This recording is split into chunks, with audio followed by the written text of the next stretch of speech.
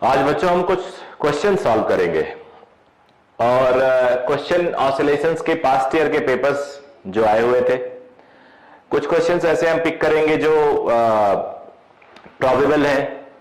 तो पूरा का पूरा आज का लेक्चर होगा न्यूमेरिकल्स, मिसलिनियस न्यूमेरिकल्स। पहला एग्जांपल आज हम लोग पिक करते हैं जो बहुत पहले जेई में आया था। एक ये वॉल है, ये वॉल है,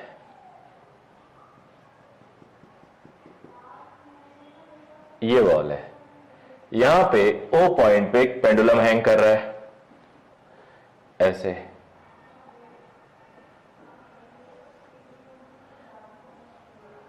अल्फा डिग्री है, बीटा मान लेते हैं। एक पेंडुलम को अल्फा डिग्री तक ले गया। Alpha beta both are very very small, याद रखिएगा। और यहां से छोड़ दिया गया। ये इलास्टिक कोलिजन करेगा, E is equal to 1। Elastic को, ये जेई में आया हुआ क्वेश्चन है। जो क्वेश्चन जेई में आ जाता है वो मेडिकल के लिए भी बराबर हो जाता है। तो अभी इलास्टिक कोलिजन करेगा, फिर वापस आएगा। Find out time period of 1 revolution. एक चक्कर का टाइम बताओ। तो देखो, अगर ये वॉल नहीं होता, आप लोग इसको रोक के वीडियो सोचिएगा कैसे आप सॉल्व करते हैं। एक्सट्रीम पॉइंट से यहां आएगा, फिर यहां से यहां आएगा। तो ये यहां से यहां जाना और यहां आना T/2 होगा। अगर ये वॉल नहीं होता तो ये अल्फा तक जाता, लेकिन वॉल नहीं जाने दे रहा है, तो मीन पोजीशन से वो कहां तक जाता है? बीटा तक जाता है। मान लो टी टाइम लगाता है, आप मान लो ये स्मॉल टी टाइम यहां तक लगाता है। जितना जाने में लगाएगा उतना ही आने में लगाएगा। ये सर्टेनली ये 1/4 टाइम है, लौटना 1/4, टोटल 1/4 + 1/4 1/2। ये कुछ टाइम लगेगा उतना लौटने का। तो टाइम पीरियड होगा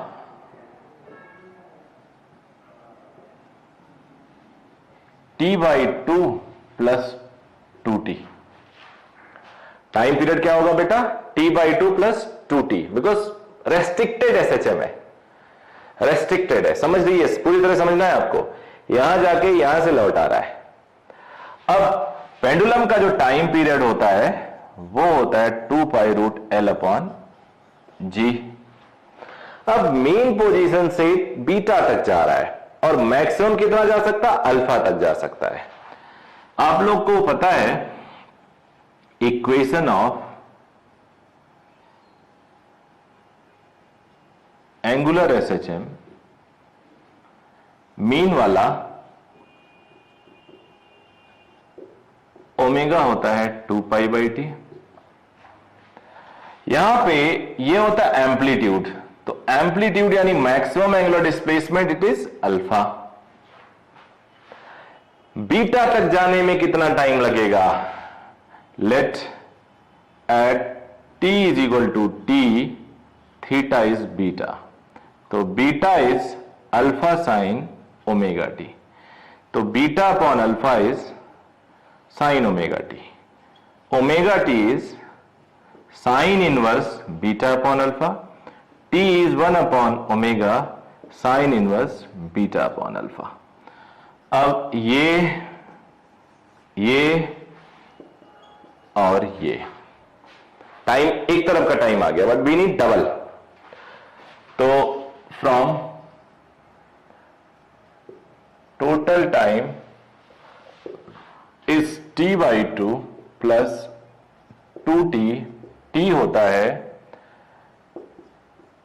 2π√L/g twice 1/ω sine inverse beta upon alpha. π√L/g, omega होता है 2π/t,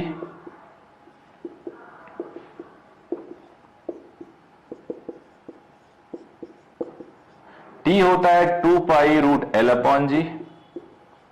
पाई नीचे भी था,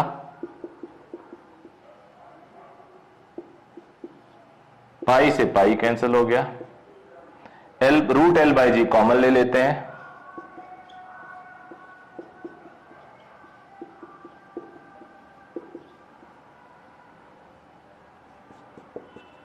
टाइम पीरियड, एक चक्कर लगाने का टाइम। तो याद आया बच्चों आपको? अच्छा क्वेश्चन था, इंटरेस्टिंग है, टफ बिल्कुल भी नहीं है। ठीक है बेटा, आगे बढ़ेंगे अब, नोट कर लीजिए। तो आज का ये 1 एग्जाम्पल था।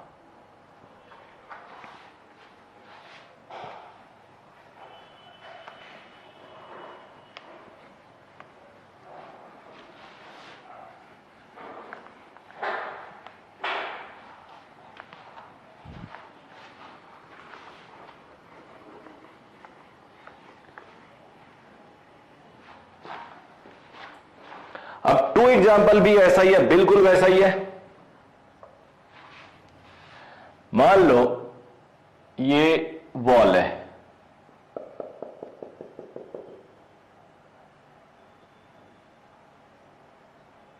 एक ब्लॉक ऐसे रखा हुआ है, इलास्टिक कोलिजन ये करता है, स्मूथ सरफेस है। इस ब्लॉक को यहां पे मैं लाया x0 और ये x है,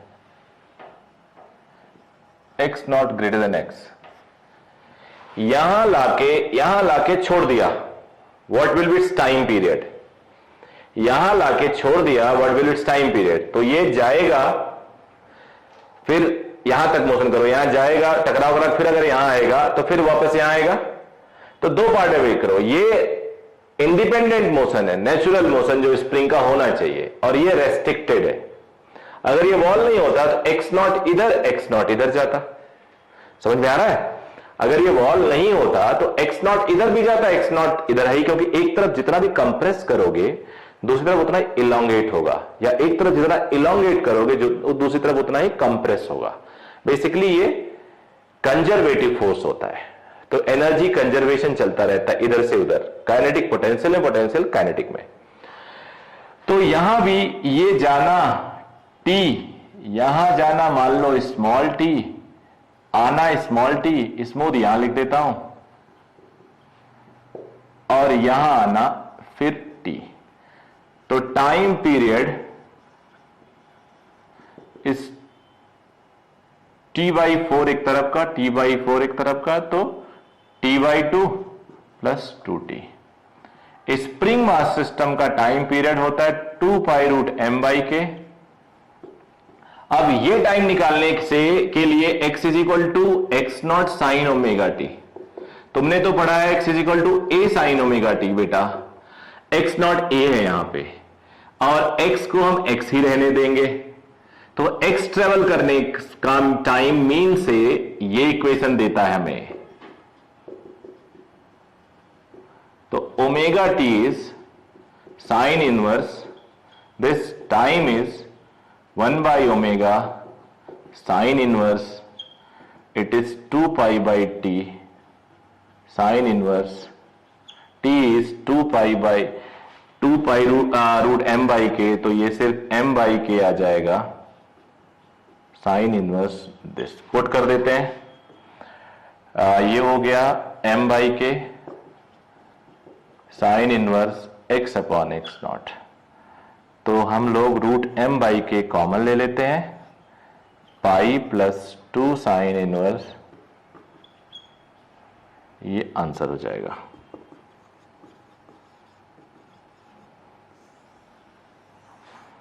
समझ में आया आपके? बिल्कुल वही क्वेश्चन था ये, बिल्कुल वही क्वेश्चन था। अब अगला एग्जाम्पल हम लोग ट्राई करेंगे, इसको थ्योरी की तरह भी ट्रीट कर सकते हो। अगला एग्जाम्पल को आप थ्योरी की तरह ट्रीट कर सकते हो। मान लीजिए एक SHM लिया फ्रॉम मीन पोजीशन,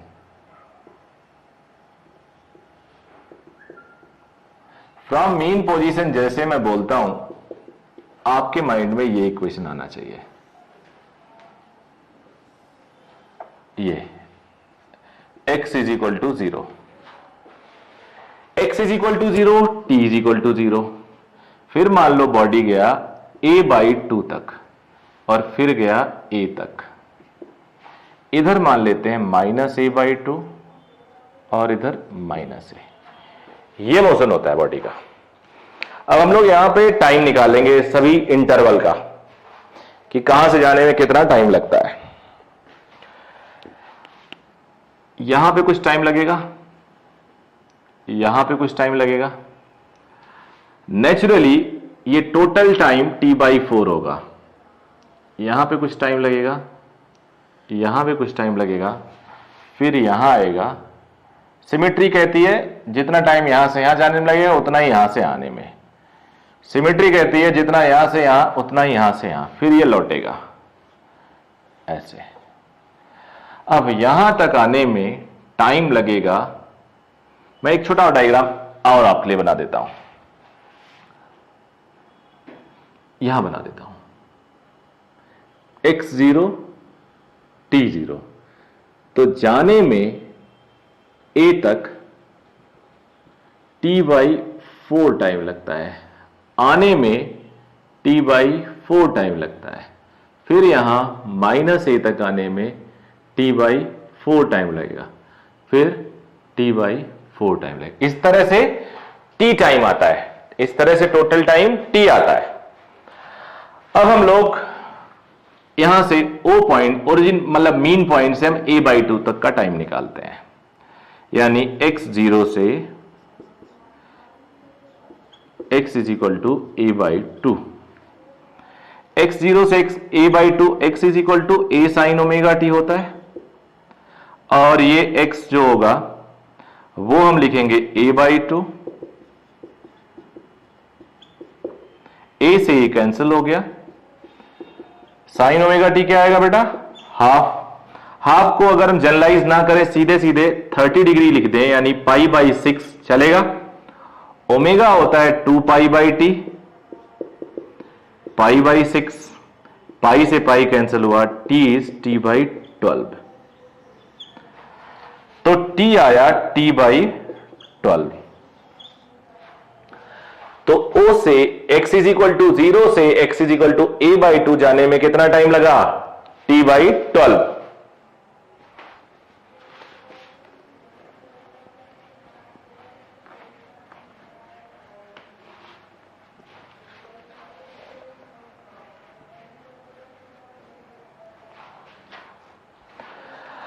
अब आपको t/12 आ गया, तो अब a/2 से ये केस 1, केस 2 यहां देखते हैं। x is equal to a/2 to x is equal to a। Since x0 से xa तक टाइम लगता है t/4 एंड x0 से xa/2 तक टाइम लगता है t/12। So time taken from xa/2 to x is equal to a, तो वो आएगा t/4 माइनस t/12। एलसीएम ले लो, 2t/12, इट इज t/6। तो बेटा आपको मिला यहां से यहां जाने में टाइम t/12, यहां से यहां जाने में t/6। सिमेट्री होती है तो लौटने में भी उतना ही, t/6 t/12। काउंट कर लो, ऊपर वाला t/4, लौटना भी t/4। Reverse is again same, t/12 t/6 t/6 t/12। कई बार आपको पूछा जा सकता है कि एक सिंपल पेंडुलम 7/8 ऑसिलेशन करने में कितना टाइम लेता है? 7/8 ऑसिलेशंस। नोट करो, फिर बताता हूं। इसको नोट कर लीजिए आप लोग, फिर मैं बताता हूं। ये फ्रॉम मीन पोजीशन का केस ले रहा हूं मैं।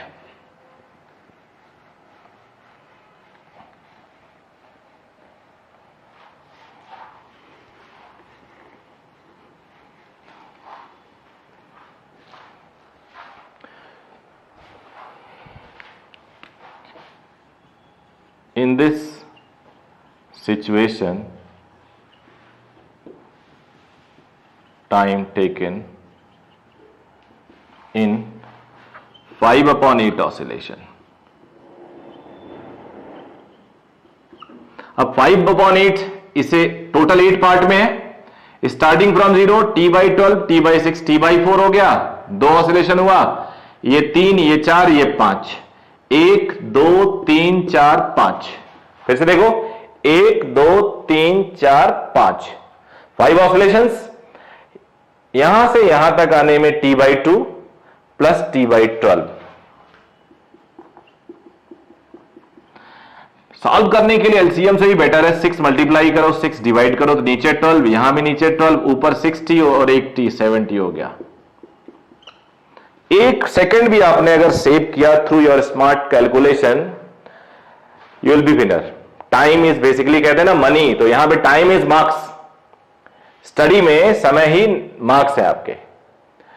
अच्छा, अब अगर कोई तुमसे पूछे टाइम टेकन इन 7/8 ऑसिलेशंस, तो 8वां ये है, तो टोटल टाइम में से 8वां माइनस कर लो, क्यों 7 कैलकुलेट करोगे, टोटल टी है ये माइनस कर लो, ये आ जाएगा। कोई बोले 3/8, चलो वो भी लिख देते हैं, 3/8 ऑसिलेशंस, तो 1 2 3 t/4 plus t/6 12, 3t plus 2t 5t/12। अब एक केस लेते हैं, फ्रॉम एक्सट्रीम पोजीशन,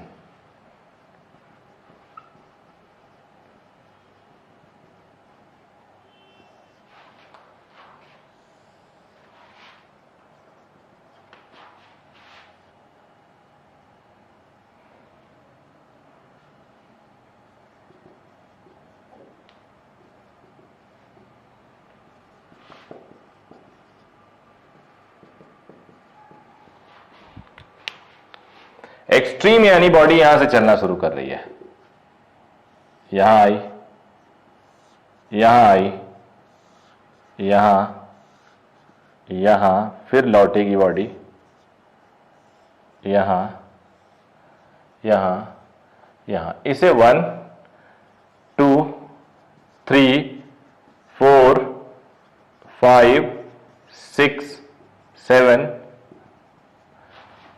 8, यहां पे क्या था, यहां ये था 1, ये था 2, ये था 3, ये था 4, ये था 5, ये था 6, ये था 7, ये था 8, और यहां थोड़ा सा उल्टा एक्सट्रीम से है। तो एक्सट्रीम से जब हम करेंगे तो हम पहले सबसे पहले यहां का टाइम निकाल लेते हैं, ये टाइम निकाल लेते हैं। एक्सट्रीम का इक्वेशन होता है कॉस। ऐसा क्यों होता है, कुछ बच्चे अभी भी अगर ना समझे हो, तो अगर आप t0 पुट करोगे तो ओमेगा टी 0 हो जाएगा, साइन 0 हो जाएगा, साइन 0 0 x0 आ जाएगा, t0 पे x0 यानी साइन है। t0 पुट करोगे तो cos 0 1 एंड ये 1 हो जाएगा, x is equal to a। तो एक्सट्रीम इसीलिए cos यूज करते हैं एक्सट्रीम को। अब x is equal to a/2 पे आना है हमें a से, यहां से cos omega T is half, तो जनरलाइज नहीं करेंगे, केवल 1 डिग्री जो 60 होती है, 60 यानी π/3, ओमेगा होता है 2π/t, तो टाइम आ गया t/6। अब ये t/6 है, अरे चेक करो वहां भी t/6 है, अगर ये t/6 है it should be t/12, t/12 है ये, अगर ये t/6 है तो t/12 आएगा, बिकॉज टोटल तो t/4 यहां भी है, तो ये आ गया t/6 as usual, t/12 as usual, t/12 as usual, t/6 as usual, t/6, t/12, t/12, t/6। तो रिजल्ट ऑलमोस्ट वही है, ऑलमोस्ट क्या सेम है, बस डिफरेंस कहां है स्टार्टिंग पॉइंट में, लेकिन आंसर अलग अलग आएगा। जैसे टाइम टेकन इन 5/8 ऑसिलेशंस, देखो जरा 1 2 3 4 5 टोटल 8 पार्ट है, तो 5/8, तो यहां से यहां आने में t/2 plus t/6।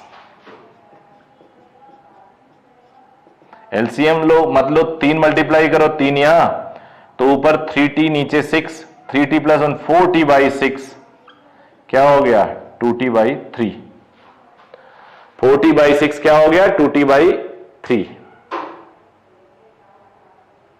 Yes, time taken in 7/8 oscillations, तो 7 ऑसिलेशन 8वां माइनस कर दो, t माइनस 8वां 5t/6। Time taken in 3/8 oscillations, 3/8 1 2 3, तो यहां से यहां तक t/4, ये t/12, 3 multiply 3 divide 4t/12 t/3, correct. तो ये हमारा इस टाइप का क्वेश्चन हो गया। जब भी ऐसे क्वेश्चन आएंगे आप सॉल्व कर लोगे, आई होप, नोट कर लीजिए।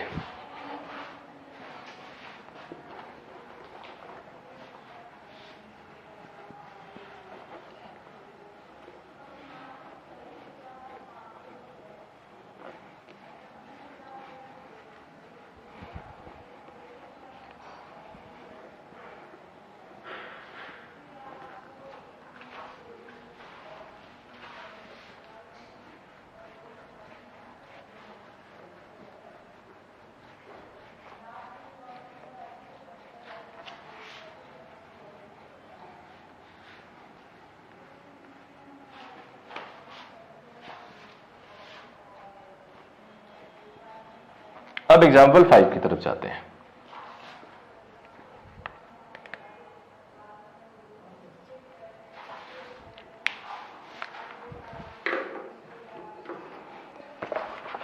अपनी बुक से कुछ क्वेश्चन लेते हैं।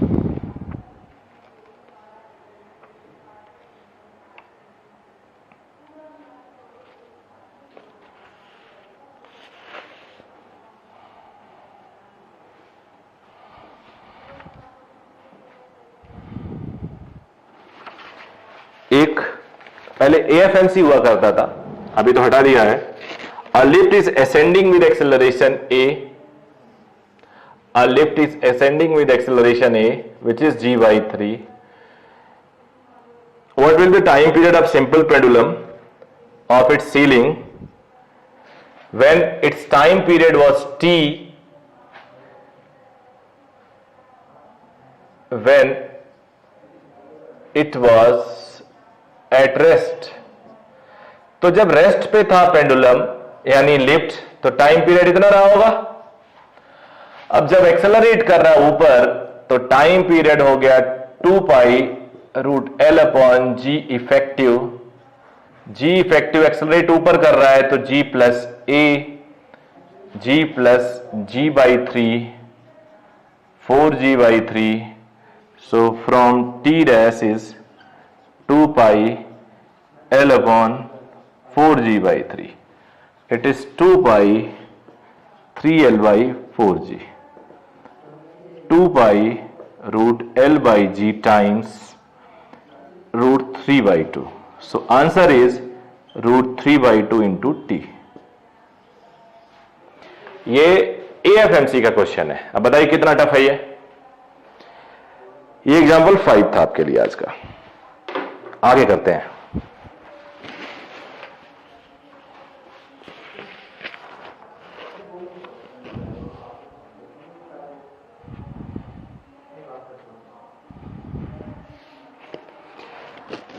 नीट का क्वेश्चन है या आईपीएमटी का। Particle executing SHM,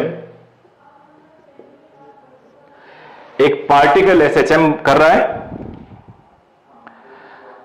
motion has a kinetic energy, motion has a kinetic energy k naught cos square omega t. The maximum value of potential energy and total energy respectively are, the maximum value of potential energy and total energy respectively are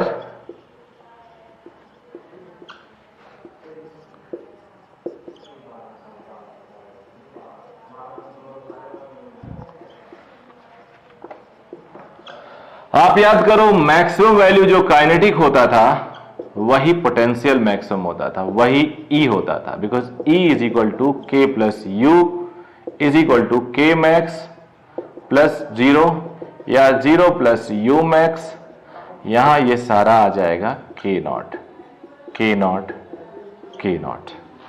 तो maximum value of kinetic energies K naught, potential energy is K naught and total energy यानी mechanical energy is also K naught. ये AIPMT का question है. पहले NEET को AIPMT हम कहते थे.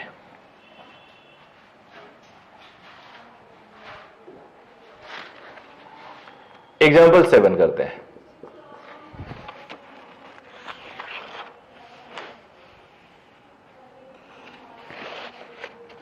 एक क्वेश्चन है, when two displacement equations A sin omega t and B cos omega t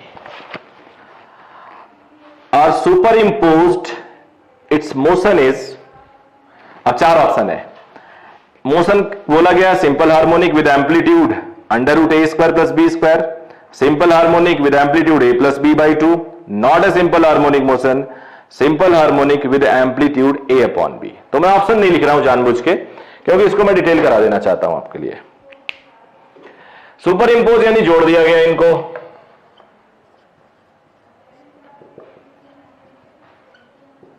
A sine omega T B cos omega T. तो पहली बात, हमने जो पहले लेक्चर में एसएचएम का इक्वेशन बताया था कि ये भी हो सकता है, ये भी हो सकता है, ये भी हो सकता है, तो तीसरा यही था, यानी ये सिंपल हार्मोनिक मोशन है. तो आउट ऑफ 4 ऑप्शन 4 में से 2 सिंपल हार्मोनिक नहीं कह रहा, वो नहीं होगा.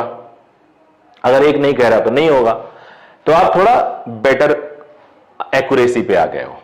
अब इसको सॉल्व करने के लिए एक तरीका होता है जो सभी बच्चे 12th क्लास के वेव्स में पढ़ते हैं, इंटरफेरेंस. YDAC एक्सपेरिमेंट से पहले इंटरफेरेंस जो आता है वहां पढ़ा जाता है. तो A को मान लेते हैं, let A is A cos, A sine है तो साइन के बगल में cos लिखते हैं, B is A sine theta लिख देते हैं, A cos theta sine omega T, A sine theta cos omega T. A common ले लें तो ब्रैकेट में आएगा sine omega cos theta cos omega sine theta. तो ये बन गया sign omega T plus theta. हमारा इक्वेशन ओमेगा टी दोनों में था. अब ये ओमेगा टी प्लस थीटा है तो थीटा फेज डिफरेंस हो गया, और ए क्या हो गया, मैक्सिमम डिस्प्लेसमेंट, जिसे हम क्या कहते हैं, एम्पलीट्यूड. अब A square plus B square अगर करें हम तो A square plus B square आता है A square cos square theta plus A square sine square theta. A square common ले लो, cos square theta plus sine square theta क्या होगा बेटा, 1. तो ए हो जाएगा under root A square plus B square. अब आपका क्वेश्चन तो सॉल्व हो गया, क्योंकि क्वेश्चन में एम्पलीट्यूड पूछा था और एसएचएम पूछा था. लेकिन अगर तुमसे फेज भी पूछ ले तो यहां से बी अपॉन ए करोगे तो A sine theta upon A cos theta आएगा, विच इज tan थीटा. तो amplitude theta is tan inverse B upon A हो जाएगा. करेक्ट. तो अब इसको अगला क्वेश्चन हम लोग सॉल्व करते हैं. चलो अब बच्चों एग्जांपल 8 स्टार्ट करते हैं. एग्जाम्पल 8 में मेरे पास एक क्वेश्चन है। क्वेश्चंस का कलेक्शन में ऐसे पिक कर रहा हूं कि जो आपने किसी पिछले पास्ट ईयर के पेपर्स में देखा होगा। एक क्वेश्चन है, उसमें दिया हुआ है a block is on horizontal slab which is moving horizontally and executing SHM. एक ब्लॉक है, हॉरिजॉन्टल स्लैब है, यानी बड़ा सा ब्लॉक है या एक प्लैंक कह सकते हो आप, ऐसे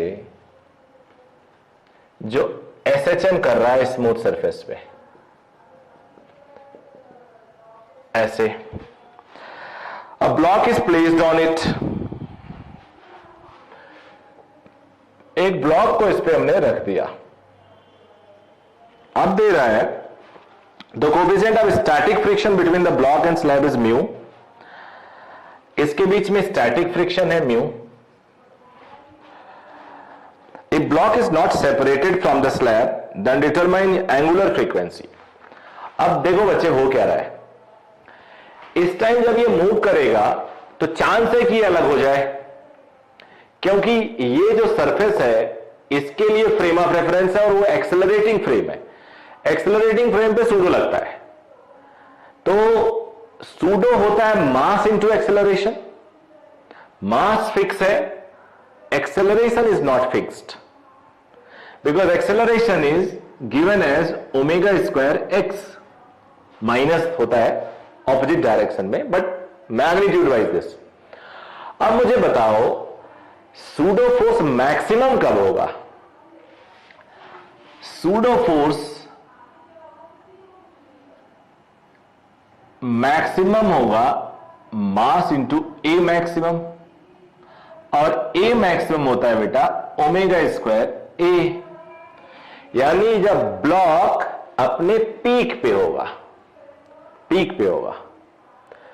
एम्पलीट्यूड ऑफ ऑसिलेशन गिवन है इस क्वेश्चन में, तो ये अपने पीक पे होगा या तो यहां, याद करो एक्सेलरेशन एसएचएम की पीक पे हाईएस्ट होती है और वेलोसिटी मीन पे, तो यहां या यहां उस टाइम उस पे मान लो टॉप मोस्ट पॉइंट पे यहां पे पहुंचा और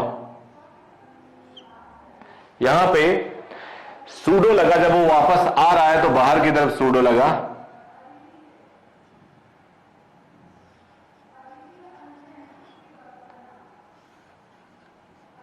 और फ्रिक्शन उसे रोक रहा है मैक्सिमम लग के। ये मैं ऊपर वाले ब्लॉक पर ड्रॉ कर रहा हूं। सूडो हमेशा नॉन इनर्शियल फ्रेम में होगा, तो normal is M G, mu into normal is M A max, normal M G A max omega square A. तो यहां से ओमेगा आ गया root of mu G upon A, एक गिवन था। तो सॉल्व हो गया एग्जाम्पल 8। एक और क्वेश्चन सॉल्व करते हैं, example 9।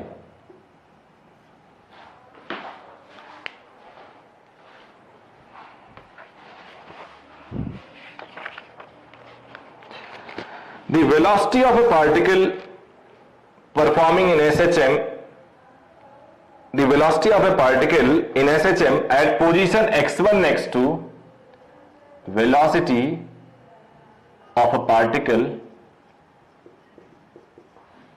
in SHM at x1 and x2 is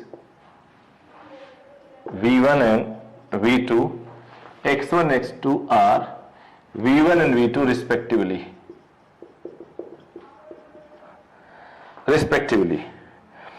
अब आपको बताना है determine time period and amplitude. क्या क्या पता करना है? टाइम पीरियड और एम्पलीट्यूड निकाल लेते हैं, सोचते हैं। कोई रिलेशन याद आ रहा है v और x में? कोई रिलेशन याद आ रहा है?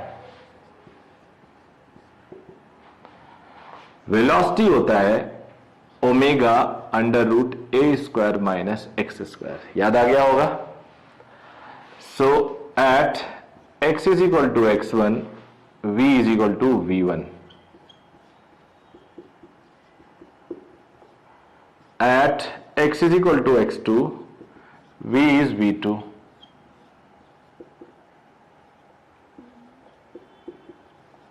अब जरा डिवाइड कर लेते हैं, यहां से a आ जाएगा। दो तीन तरीके हैं स्क्वायरिंग, अगर स्क्वायर कर लें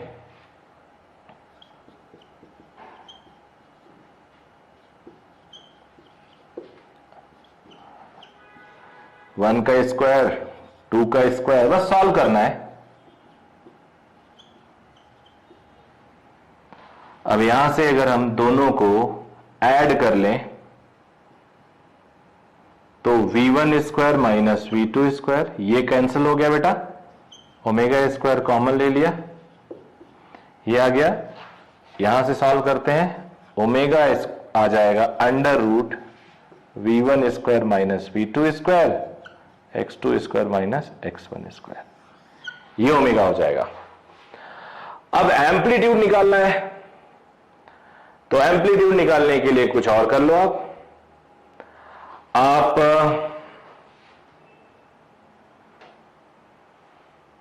यहां पे ओमेगा को कैंसिल करवा देते हैं, ओमेगा आ गया है, स्क्वायरिंग बोथ साइड ए निकाल लेते हैं।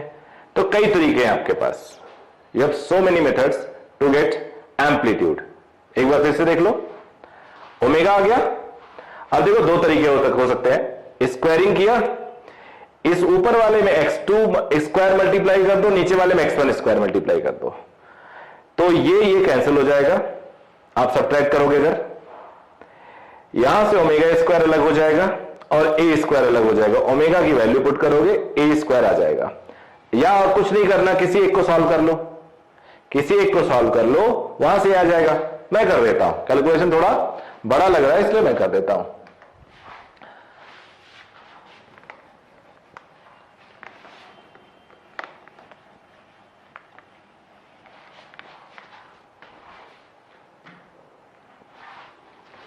फ्रॉम 1 कोई भी ले सकते हो, v1 square is omega square A square minus x1 square, तो A square is equal to v1 square upon omega square plus x1 square. Omega square हो जाएगा v1 square minus v2 square, x2 square minus x1 square plus x1 square. ये इसको ऊपर भेज देते हैं, v1 square x2 square minus x1 square upon v1 square minus v2 square plus x1 square. सबको LCM ले लेते हैं, बिल्कुल टफ नहीं है, टफ तो है नहीं।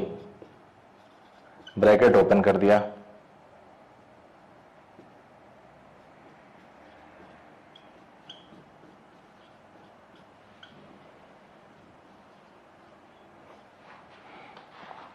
अब v1 स्क्वायर और x2 स्क्वायर कुछ कैंसिल हो रहा है क्या, v1 x1 v1 square x1 square, ये दोनों v1 x1 माइनस में आएगा, v1 x1 प्लस में आएगा, ये कैंसिल हो जा रहा है।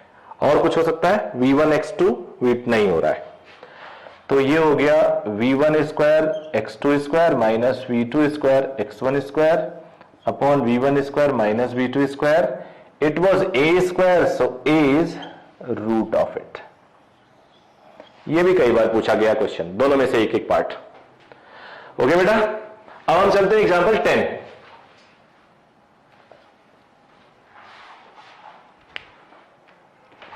जब तक एप्लीकेशन नहीं देखोगे, कॉन्सेप्ट कॉन्फिडेंस कोई चीज बिल्ड नहीं होगी।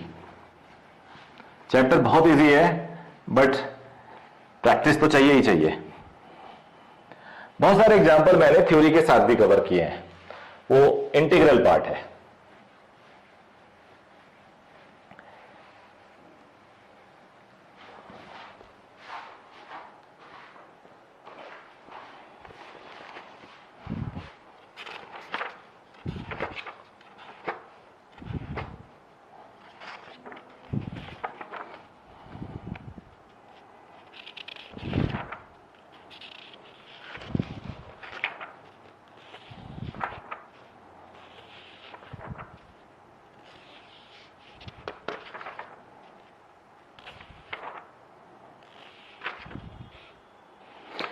कोनिकल पेंडुलम होता है, जरा उसकी भी चर्चा कर लेते हैं।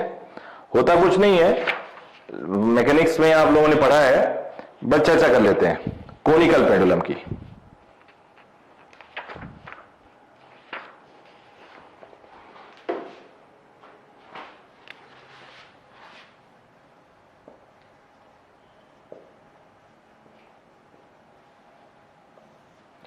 कोनिकल पेंडुलम एक पेंडुलम है जिसको मैं अगर ऐसे घुमाऊं, ऐसे घूम रहा है थीटा बना के, तो इसका एक टाइम पीरियड, ये पीरियोडिक मोशन है, periodic motion, not SHM. SHM नहीं है ये। तो ये मान लो रेडियस है, free body diagram, tension T, centrifugal force mg, ये थीटा हो जाएगा, T cos theta, T sin theta,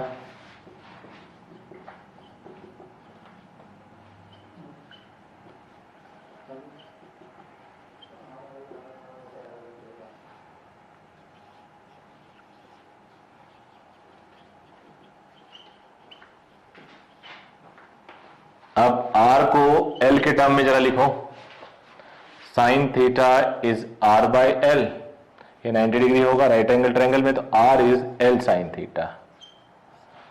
तो एक काम करते हैं, इसको sine theta upon cos theta लिख देता हूं, टैन थीटा को L sine theta, sine theta गया, omega square is G upon L cos theta. Time period होता है 2 pi by omega, it is 2 pi root L cos theta upon G। हो गया बेटा। तो एक कोनिकल पेंडुलम होगा, एक टॉर्सनल पेंडुलम होता है, याद आ गया, इसको बता दूं, टॉर्सनल पेंडुलम।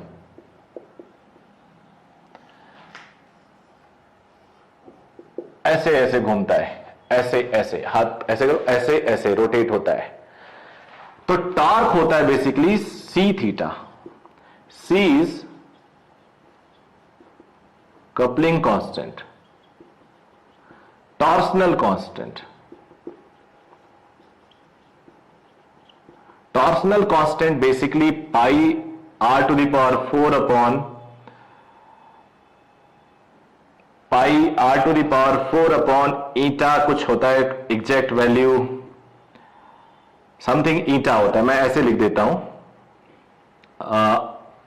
के r टू द पावर 4, मेरे माइंड में नहीं आ रहा, बट एक कांस्टेंट होता है जिसमें हम मॉडुलस ऑफ रिजिडिटी यूज करते हैं। तो c की वैल्यू आ गई, टॉर्क आई अल्फा होता है,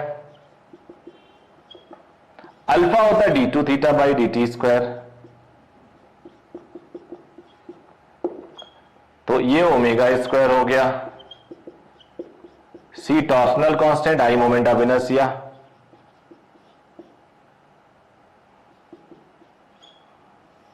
यहां से लिख सकते हो आप।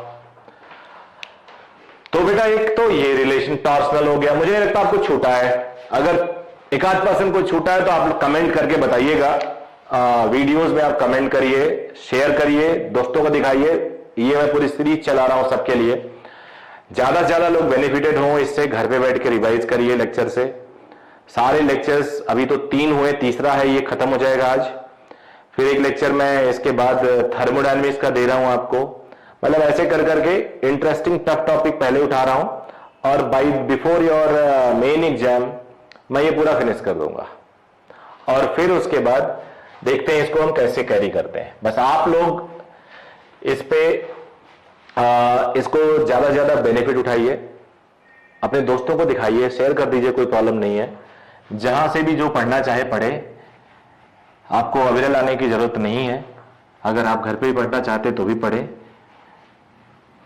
आप बेनिफिट उठा सकते हैं, पूरा बेनिफिट उठा सकते हैं। अब उसके बाद एग्जाम्पल 11 पे आते हैं, इसे हम 11-12 कह सकते, 10-11 कह सकते थे, बट एग्जाम्पल 11 पे आते हैं। एग्जाम्पल 11 में देखता हूं कुछ और क्वेश्चन हमारे पास हो सकता है क्या।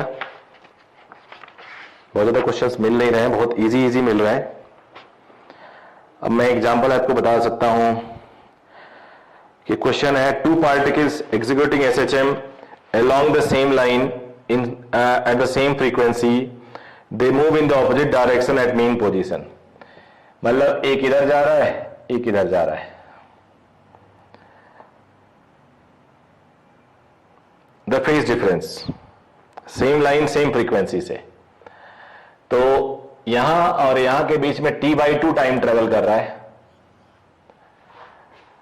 अब t/2 टाइम ट्रेवल कब करता है कोई, जरा देखो,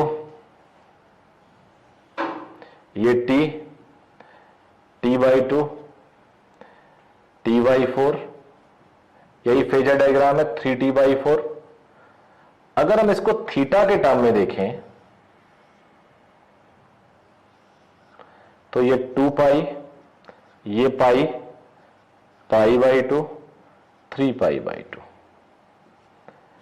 तो t/2 पे कोई अगर ट्रेवल कर रहा है, क्रॉस कर रहा है, तो पाई फेज डिफरेंस होगा। ऐसे बहुत सारे क्वेश्चंस हैं। Displacement from mean position of a particle in SHM is 3 second is this amplitude and time period.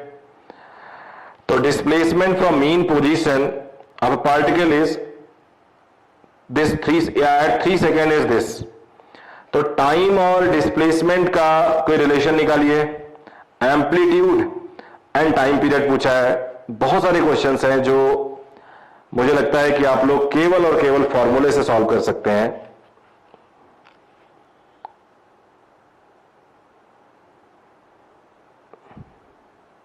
एक क्वेश्चन थोड़ा अच्छा लग रहा है मुझे, नीट 2017 का क्वेश्चन है।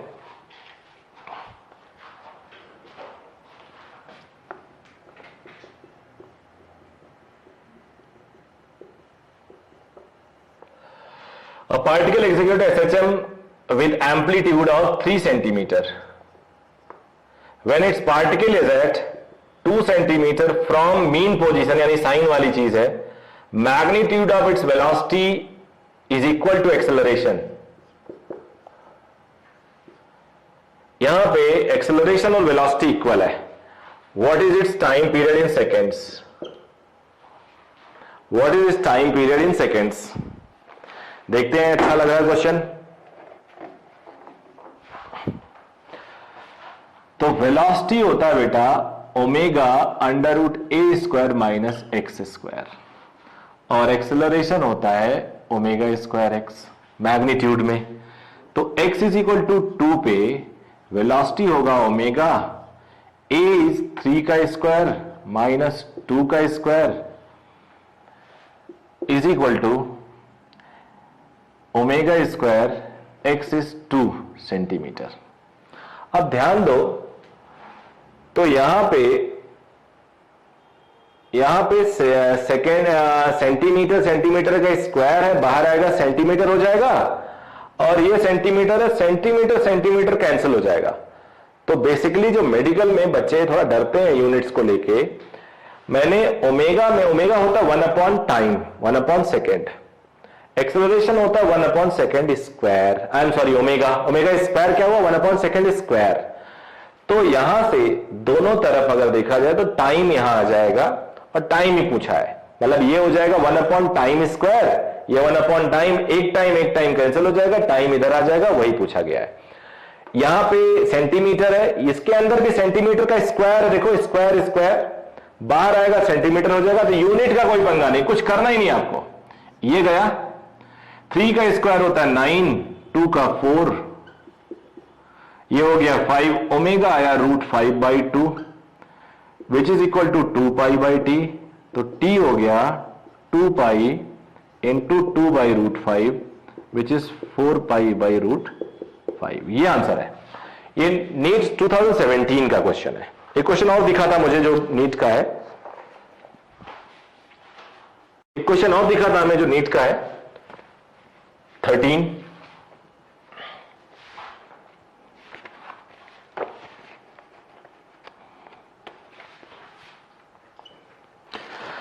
A spring of force constant K is cut into length of ratio 1:2:3. एक स्प्रिंग है, ये इसका लेंथ 1:2:3 में कट किया गया।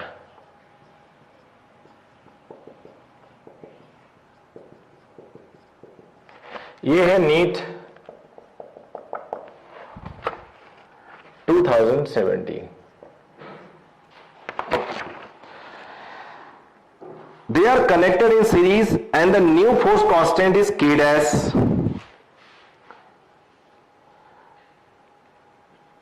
If connected in series, new force constant is equal to K dash. If they are connected in parallel, it is K double dash. अच्छा question हो गया, लग ही नहीं रहा मेडिकल का क्वेश्चन है।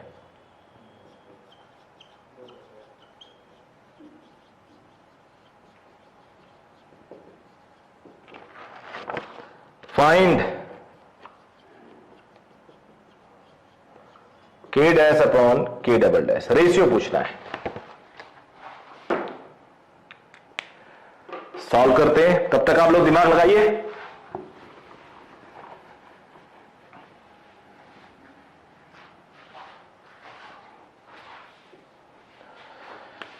ये कांस्टेंट K है मान लो, इसका लेंथ L है।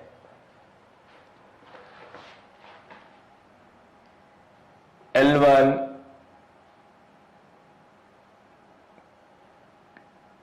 एक काम कर लेते हैं, K inversely proportional to length होता है, सो K1 is to K2 is to K3 is 1:1/2 is to 1/6, 6 से मल्टीप्लाई कर देते हैं, 6 is to 3 is to 1।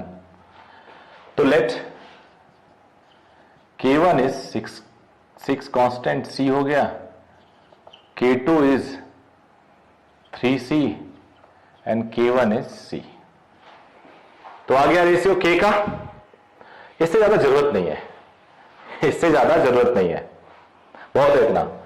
पहला case series,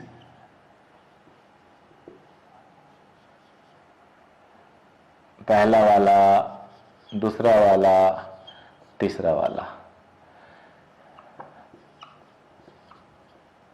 K equivalent 1/K1 1/K2, series में उल्टा होता ना रेसिस्टेंस का, 1/6C 1/3C 1/C, 1 + 2 + 6 9 2C/3, ये हो गया parallel.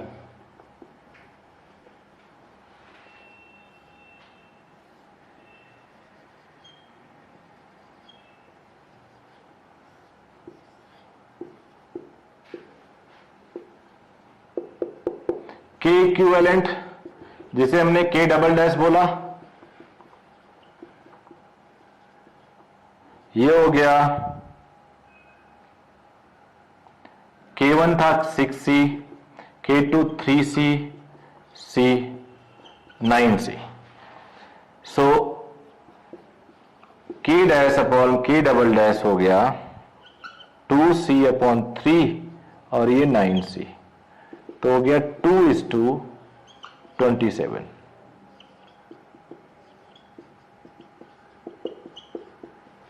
Two into 27।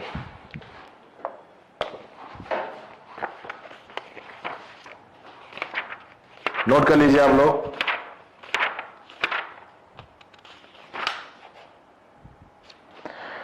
Two into 27 का तो ऑप्शन ही नहीं है, चेक करते हैं कुछ मिस्टेक तो नहीं हुई।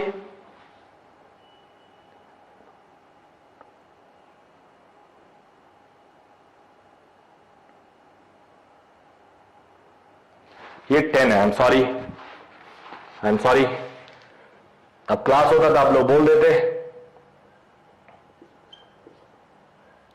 तो ये हो गया 5, 2 5 जा तो 1/15 1/15 का भी ऑप्शन नहीं दिख रहा है। चेक करते हैं। 1:2:3, 1:2:3। देखिए कहां मिस्टेक हो गया। एक गलती अगर हो जाती है तो आपको खामियाजा भुगतना पड़ता है। 6 से मल्टीप्लाई किया तो 6:3:2 आएगा। तो 6C 3C 2C 2C 6 किया तो 1 2 और ये 3 3 2 5 1 6 हो गया। तो अभी भी चेक कर लीजिएगा। 1/6C 1/3C 1/2C 6C LCM लिया 1 2 3 3 2 5 1 6 C आ गया। और यार सीरीज में तो C ही आना था। सीरीज में तो हमने फालतू में इतना कुछ किया। सीरीज में जोड़ा तो ओरिजिनल हो गया। जब आपने सीरीज में जोड़ा तो ये ओरिजिनल हो गया। कुछ करना नहीं था। सॉरी, देखो मैंने भी ध्यान नहीं दिया तो इतना टाइम वेस्ट हो गया।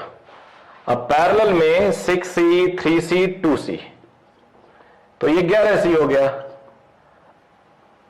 अब C/11C आंसर है 1:11। ये ऑप्शन में है। So it's answer must be this.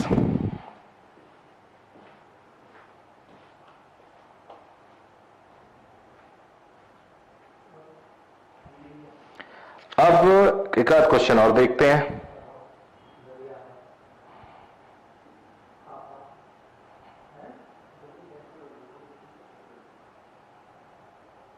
बहुत इजी क्वेश्चन है। मुझे देख के लग रहा है कि मैं क्या बताऊं। आपको लगेगा कि ये बेइज्जती है आपकी। एक क्वेश्चन है, थोड़ा सा रिकॉल करने के पॉइंट ऑफ व्यू से बता रहा हूं। 14 क्योंकि आपको याद हो जाएगा, रिकॉल हो जाएगा।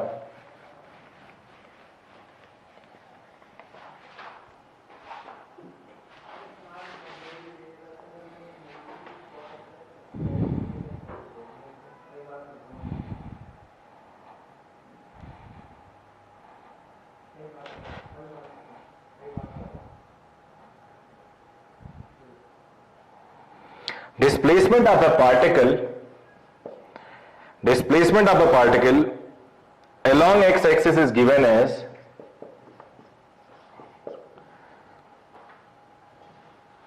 this. The motion of a particle correspond to, ये है नीट, पहले AIPMT होता था, 2010 का क्वेश्चन।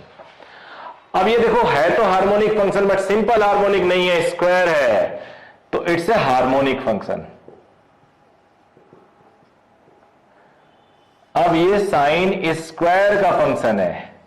साइन स्क्वायर में नेगेटिव वाला पार्ट यहां चला आएगा, ऐसे चला आएगा। मैक्सिमम वैल्यू इसकी ए होगी बिकॉज साइन स्क्वायर की मैक्सिमम वैल्यू 1 होती है, साइन की भी 1 होती है, तो 1 अगर इसको पुट करोगे ए आ जाएगा। टाइम पीरियड जो पहले यहां होता था अब यहीं पे टाइम पीरियड, यानी T/2 इज टाइम पीरियड।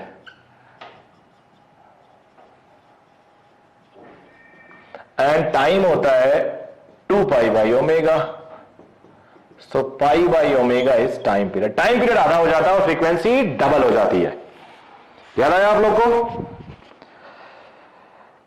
अब जितना क्वेश्चन मैं कराऊंगा आपको लगेगा यार बेइज्जती हो रही है मेरी, बिकॉज सब इजी है।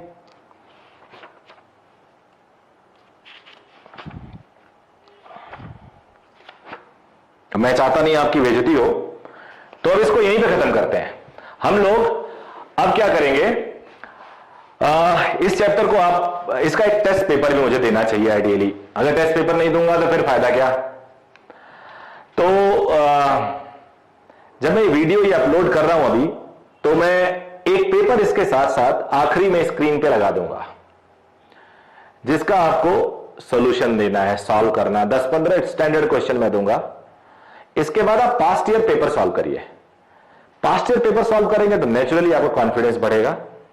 कॉन्फिडेंस बढ़ेगा तो आप कम से कम एक चैप्टर को बोलेंगे कि अब इससे अगर नीट में मेरे एक क्वेश्चन आया या 2 आया, 2 मिल सकते हैं, जेई में 1 आया या 2 आया, 1 मिलेगा, उतना आपका श्योर हो जाएगा। तो with the lecture of 3 which is approx of 2 hours and 3.5 and this must be within half an hour. तो करीब 4-4.5 घंटे में अगर आपको 4 नंबर या 8 नंबर का एश्योरेंस हो रहा है तो it's a good deal. I believe अब आप लोग गलती नहीं करोगे. Thank you very much. Lecture को देखिए, चैनल को सब्सक्राइब करिए, शेयर करिए आप लोग. Thank you very much.